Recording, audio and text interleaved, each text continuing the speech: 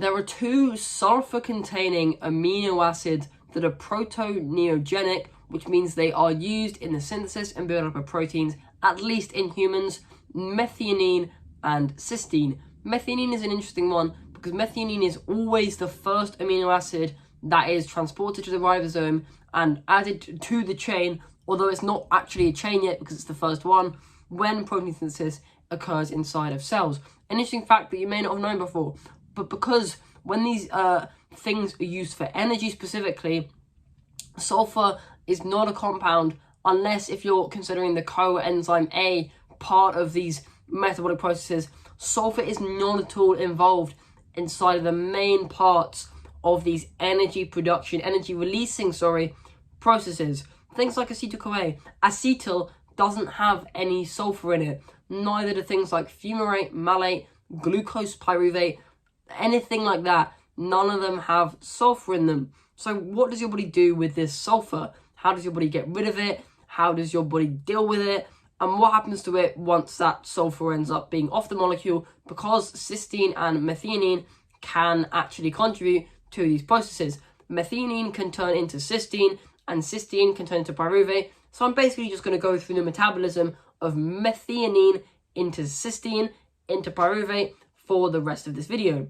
Now, the first step in the desulfation of these amino acids is to turn methionine into a molecule known as SAM. And it does this by adding an ATP to the methionine, and this will turn into SAM, as well as 3 phosphate groups on the side, which will then turn individually into a pyrophosphate and an inorganic phosphate group, respectively. Now, the reason that it needs that AT part is because SAM stands for S-adenosyl methionine. Now, S-adenosyl is like basically the original part of the... It's basically an adenosine molecule. You've got the adenine nitrogen base, you've got the deoxyribose sugar, and then you've got methionine.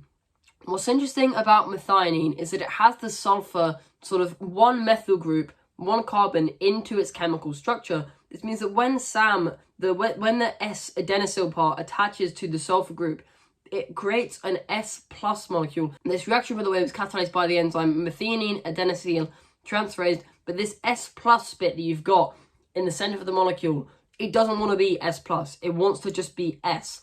And so instead of losing the massive adenosyl bit, instead of losing the amino group, the sort of other bit of the actual methionine molecule, it will lose that little methyl group that is attached to it that was originally part of the methionine molecule to create an SAH molecule. That means that the S is now neutral, and SAM will lose that methyl group during chemical reactions where methyl groups need to be added onto certain molecules. I've mentioned this in one video before about capsaicin, where SAM was needed to transfer a methyl group. The M will stand for methionine, the SAH will stand for homocysteine, but then to get the homocysteine out of that SAH molecule, you will add the SAH to water. This will turn into adenosine as well as homocysteine. This reaction is catalyzed by the enzyme S-adenosyl homocysteine hydrolase, and after that, in step 3, you take that homocysteine, you add it to a serine molecule, which is another proteneogenic amino acid. This will turn into cystathione. This reaction needs the enzyme cystathione beta synthase. Cystathione beta synthase as an enzyme itself needs PLP, pyridoxyl phosphate, something like that. Pyridoxine, I think, is the vitamin B6 that is consumed in the diet. That's the active form. PLP is the active form of vitamin B6, and this reaction needs PLP to occur. That's interesting because that's why B vitamins are vitamins, because otherwise this reaction wouldn't occur. Homocysteine is actually a bit of a toxic chemical. You don't want it in your bloodstream, to be frankly honest. It can cause things like heart disease and stroke in high quantities. So if you don't have enough PLP, you don't have enough vitamin B6, you are more at risk of developing those kind of things. Now, the fourth step in the desulfation of methionine is you take that cystathione and you add it to a water molecule, you hydrolase it. This reaction will be catalyzed by the enzyme cystathionase. This will turn into alpha ketobutyrate. This will also turn into cysteine, the other sulfur-containing proteneogenic amino acid, and ammonia. Ammonia will then turn into like a load of other stuff during the urea cycle. It will like turn into urea eventually to be excreted by the body, because ammonia is another very toxic thing. This is where things got incredibly weird, because during my research I found multiple pathways for cysteine metabolism into certain things. Cysteine could like contribute to the immune system. It could be metabolized in a variety of different ways, many of which I didn't know which one was actually true. But I'm going to assume that it just happens in different parts of the body maybe. In some parts of the body, certain enzymes may only be present there. That means that it can only happen here, etc, etc. But what's interesting is that they probably all happen at some point inside of the body. I'm not going to go through all of them because they're very complicated. I'm going to stick with the one that seemed the most logical, seemed the most sound, and the one that came from what I consider to be the most reputable source anyway. And the first step inside of cysteine metabolism was cysteine added to a molecular oxygen molecule. This will turn into sulfinoalanine, and this is because it has a sulfur sort of group, and then you've also got like a literal just an alanine molecule, an alanine amino acid added to a sulfino group. That's basically why it's called sulfinoalanine instead of sulfinocysteine. And this reaction is catalyzed by the enzyme cysteine dioxygenase. This enzyme needs an iron, Fe2 plus ferrous iron, to actually be able to work inside of the body. Again, why things like iron are needed inside of the diet. Now, the sixth step is you take that sulfinoalanine, you add it to an alpha-ketoglutarate molecule, and this will end up turning into sulfinopyruvate as well as a glutamate molecule. This reaction is catalyzed by the enzyme sulfinoalanine aminotransferase.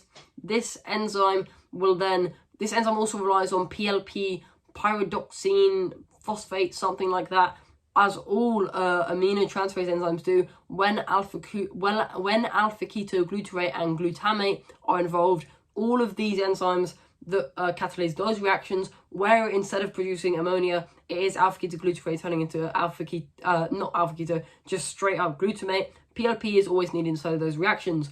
I've done a few of those specific reactions before.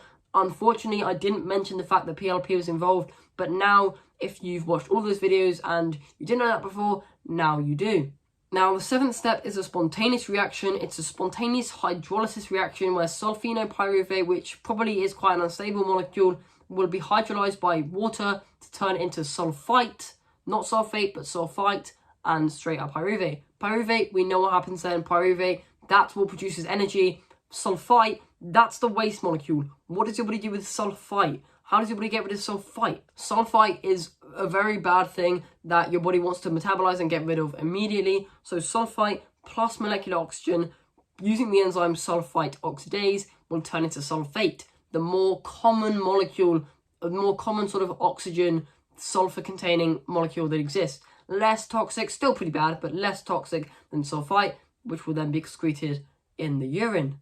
That's how sulfur is like not dealt with, because sulfur inside of the amino acids is fine. Sulfite, sulfate, they can be excreted. They're like, both of these are a lot less toxic than ammonia. Ammonia needs to immediately be metabolized when proteins are deaminated.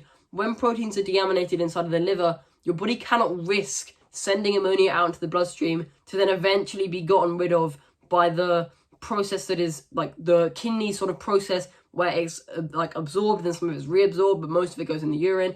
Ammonia, it's too risky to stay in the bloodstream for that long. It will do too many bad things, which your body just doesn't want whatsoever.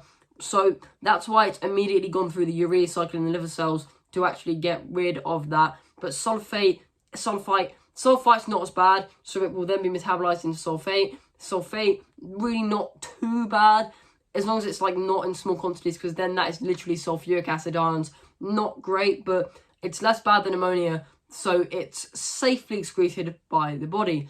But that's all. That's how sulfur is dealt with inside of the certain sulfur-containing protoneogenic amino acids. Things like homocysteine are amino acids. They still contain the amino group, by the way. They're just not protoneogenic, meaning they're not involved in the protein synthesis of proteins. Only 20 amino acids are inside of the human body, yet there are around 500 found in nature. Probably not going to ever mention every single one of them inside of my time, but we'll see. with that, hope you enjoyed. Recommend subscribing because I love this community of young tribal people who are willing to improve themselves so much more than they already have. And good luck. All done.